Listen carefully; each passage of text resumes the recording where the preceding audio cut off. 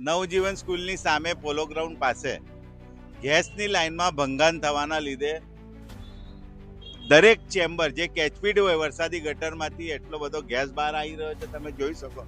અને 5-6 વખત તો એટલા મોટા અવાજો આવ્યા જેવું કઈ બોમ્બ ફૂટે હોય, અંદર કઈ ફટાકડો થયો એવું એવી રીતે થતું હતું. એટલે અમને જેવી જાણ થઈ અમે તરત જ ફાયર બ્રિગેડમાં ફોન કર્યો છે.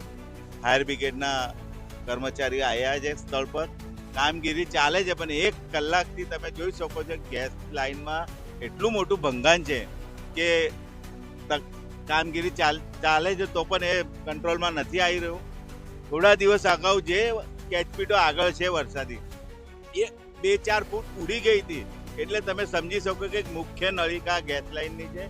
ને આ થવાનું કારણ એક જ કે જ્યારે પણ કોઈ પણ કામગીરી ચાલતી હોય, થોડા દિવસ અગાઉ MGVCL વાળાએ પુશિંગ લાઈનથી કામગીરી કરતા હતા, તો કોઈ પણ ગેસવાળો અધિકારી સ્થળ પર ન ઊભો રહેવાના લીધે આવી પરિસ્થિતિ થાય. કોઈ પાણીની લાઈનની કામ ચાલતી હોય તો પણ ગેસવાળા ન જગ્યા પર સ્થળ પર ના હોવાના લીધે આવી ગેસની લાઈનમાં ભંગાણો થાય ને વારંવાર આવી પરિસ્થિતિ ઊભી થતી હોય છે. થોડા દિવસ અગાઉ પણ આ લાઈનમાં ભંગાણ થયેલું ને આજે તો વધારે પ્રમાણમાં થયું છે. એટલે અમારી એવી માંગણી છે કમિશનરશ્રીને કે જે બી કામગીરી થતી હોય ત્યારે સુપરવિઝન થવું જોઈએ, સારી રીતે કામગીરી પર ધ્યાન રાખવું જોઈએ.